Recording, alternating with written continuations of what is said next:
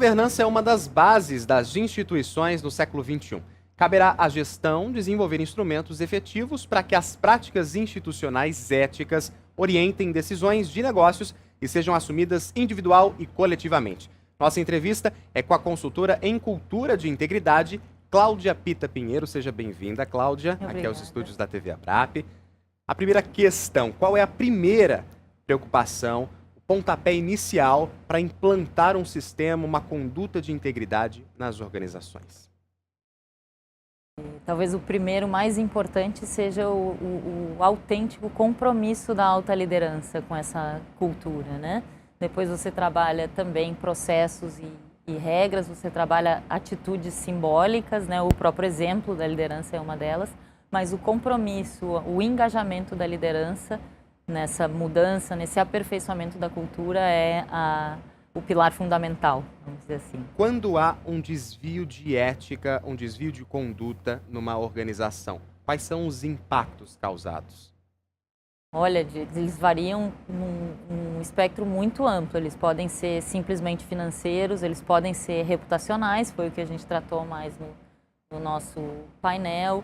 Eles podem ser de quebra de contratos, por exemplo, responsabilidade perante terceiros. Podem ser legais e podem gerar multas e, eventualmente, até prisões de dirigentes e de outros colaboradores. Então, o espectro de impactos negativos possíveis de uma quebra de integridade, de uma fraude, de desvios é enorme. E aí vai depender da gravidade e do quanto aquela fraude está, vamos dizer, arraigada no sistema da organização. E não é uma coisa individual, pontual. A punição também depende da gravidade da situação e do desvio? Tanto a punição das organizações e de indivíduos específicos? A punição estatal, né, que vem da violação de legislação e, portanto, gera uma punição, seja pelo Ministério Público, seja por uma agência reguladora, enfim.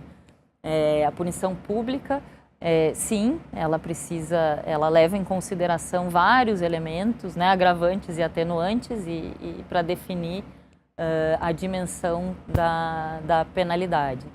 Nas empresas, aí você considera outros fatores também, por exemplo, o valor simbólico daquela punição. Então, às vezes, um pequeno desvio precisa ser punido severamente com a demissão, que é a pena mais grave que a empresa pode aplicar, porque isso tem um valor simbólico, é uma mensagem para a organização inteira de que certos comportamentos não são tolerados, mas tudo precisa ser considerado à luz das circunstâncias do contexto, do caso específico de desvio, né?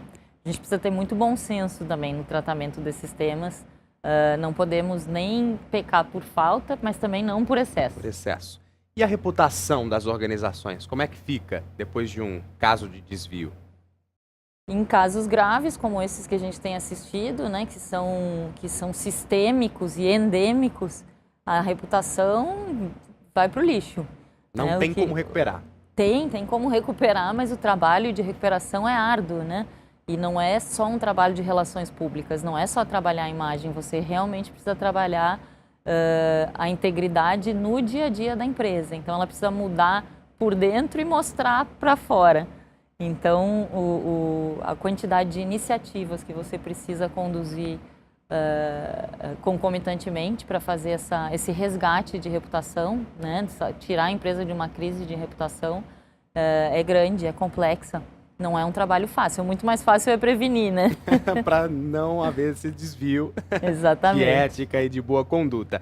Qual é a relação que a gente pode estabelecer entre integridade, governança e cidadania? Pensando nesse contexto de desvios éticos nas organizações.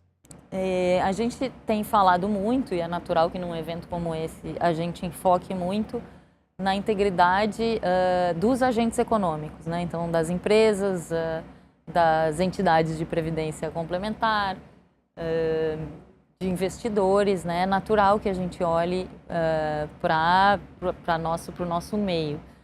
Mas esses temas, na verdade, são temas da sociedade, são temas do indivíduo, do cidadão.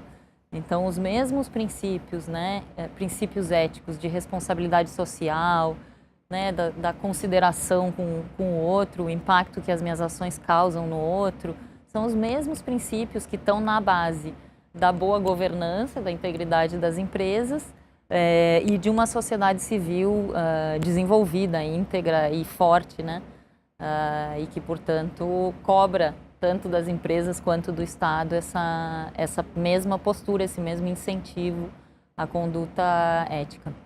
Muito obrigado pela participação aqui, os esclarecimentos na TV Abrap.